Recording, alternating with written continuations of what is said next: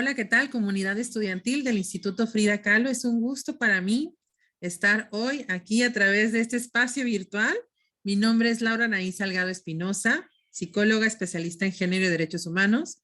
Y el día de hoy quiero compartirte algunas respuestas acerca de cómo contestar a esta pregunta, cómo convertirnos en agentes de cambio desde la perspectiva de género. Es importante que como sociedad, como miembros de una comunidad, estemos al tanto de la forma en la cual podemos establecer relaciones más igualitarias, desde la libertad, desde el respeto, desde la comprensión de la diversidad y también, ¿por qué no?, de poder saber que hay diferentes maneras en las cuales podemos resolver algunos conflictos o también de inclusive visibilizarlos, que eso es algo sumamente importante. Al paso del tiempo, nos podemos dar cuenta inclusive que vamos consolidando información de la cual tenemos acceso a lo largo de toda nuestra vida. Algo muy interesante desde lo que hago o a lo que me dedico es, por ejemplo, participar en el acompañamiento psicosocial a personas en situación de violencia de género o también en la intervención en crisis de primera instancia o que también se conoce como primeros auxilios psicológicos. También a través de la docencia, de poder estar en espacios de aprendizaje donde se comparte información diversa acerca de temas específicos. Una de las grandes cosas que disfruto hacer desde la psicología es precisamente trabajar desde esta perspectiva de género, o también conocida este enfoque de derechos humanos o perspectiva feminista. Al paso del tiempo, cuando yo era niña, me daba cuenta que había cosas que quería cuestionar. E inclusive se me llegaba a decir que era muy rebelde porque cuestionaba situaciones sobre la familia, la sociedad, sobre el juego. Y parecía que algunas personas me podían comprender y otras definitivamente no. Ahí fue cuando empecé a involucrarme un poco más acerca precisamente de si esta rebeldía era sin causa o con causa. Y aquí estoy, después de muchos años, participando en colectivas como las Constituyentes MX Feministas o la Frente Nacional para la Sororidad, Defensoras Digitales Coahuila, Aquelarre Materna, Red Púrpura Sororidad para Trascender, Red Aborto Seguro Saltillo, Mira Pensadoras Urbanas por ONU Hábitat. Y esto me ha llevado inclusive a estar, por ejemplo, en el Foro de Generación e Igualdad de la ONU o estar en seminarios en España, en Ecuador, en Perú, en Colombia y también dentro de nuestro país. Hablar de perspectiva de género es comprender que desde una manera histórica, social, política, económica, cultural, existen ciertas relaciones de poder donde se infravalora lo femenino y supravalora lo masculino. Es decir, todo aquello que se considera masculinidad está por encima de lo que se considera desde la feminidad. ¿A qué se refiere esto? Pues simplemente, si un hombre quiere llorar, ¿qué es lo que se le dice? Si una mujer quiere acceder a puestos de poder, ¿qué se dice de que ella acceda a puestos de poder? Vamos a otro ejemplo. Ahora en este tiempo, donde se ha recrudecido la violencia, hablar acerca de violencia digital, de la difusión de contenido íntimo sin consentimiento o el ciberacoso, que es una de las modalidades de violencia por las cuales se luchó en este año para ser visibilizada y que sea reconocida en la Ley General de Acceso a las Mujeres a una Vida Libre de Violencia. Hablar acerca de esta modalidad o de tipos de violencia, simplemente cuando hubiéramos pensado que las plataformas digitales también serían espacios para ejercer violencia contra las mujeres, por ejemplo, que es el grupo que predominantemente es afectado a través de estas pautas. Pero ahora todavía algo más grave, que nos encontremos en la situación de que se culpa a la víctima y no se habla de las personas agresoras. La rebeldía es una forma también de escucharnos acerca de lo que no está bien o sale de esas normas que se han generado por ciertos motivos. El hecho de hablar de violencia o hablar acerca de los derechos humanos o de cómo podemos tener leyes que nos protejan, pues es parte de ser agentes de cambio desde la perspectiva de género. Me acuerdo en 2019 cuando estuve trabajando en el impulso de la Ley Olimpia aquí en Coahuila. La verdad estaba muy difícil la situación y buscamos de todas las formas haciendo investigación, visibilizar que había muchísimos mercados de explotación sexual en Coahuila, que inclusive entre los municipios que tenían mayor incidencia de violencia digital eran Saltillo, Monclova, Torreón, y que inclusive encontrabas datos sobre niñas, adolescentes, jóvenes y adultas, con sus nombres, sus rostros, sus números de teléfono e inclusive los lugares donde ellas estudiaban. Bien dice Olimpia Coral Melo, conoce nuestros cuerpos, pero no nuestras historias.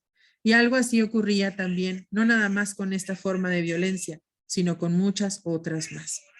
Simplemente en el espacio público, el hecho de pasar por una calle y que no te digan absolutamente nada, o que te hagan sentir que por la ropa que usas, o por el lugar en el que tú pasaste, o por el horario en el cual tú tenías que estar en esa parada de autobús y alguien te dijo algo que era considerado antes un piropo y que ahora sabemos que es un ejercicio de violencia, buscaban simplemente culparte.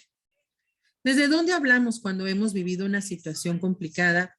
Pues puede ser desde el miedo, la vergüenza, la costumbre, la resignación o la culpa.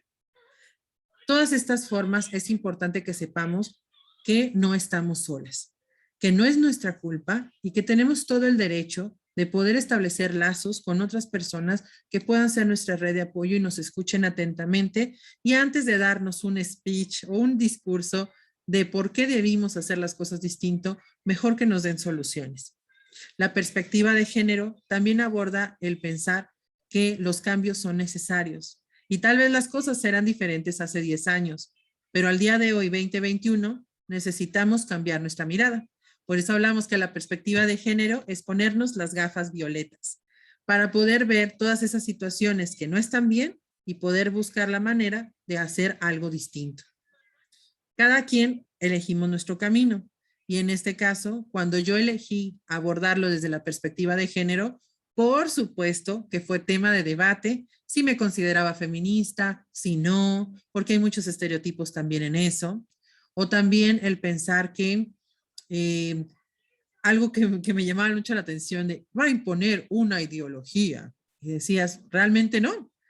Hay todo un sustento científico histórico del cual pudiera hablar acerca de feminismo y no acabaría en esta sesión y podría llevarnos inclusive meses de poder estar trabajando sobre el tema hasta años, como ha sido hasta ahora.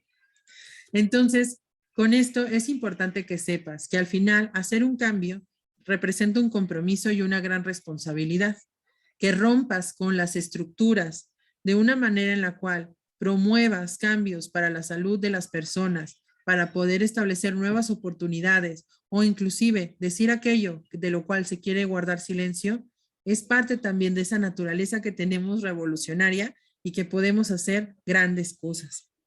Entonces también en ese sentido nos podemos dar cuenta que hay muchas formas en las que se nos mandan mensajes sobre cállate, no digas nada, eso no debe de ser diferente, aguarda el momento o es más, ni siquiera te presentes. Y entonces nos damos cuenta también de cómo hay diferentes mecanismos que funcionan precisamente para que se sigan dando esas circunstancias que en algún momento nos pueden llegar a afectar o inclusive costarnos la vida.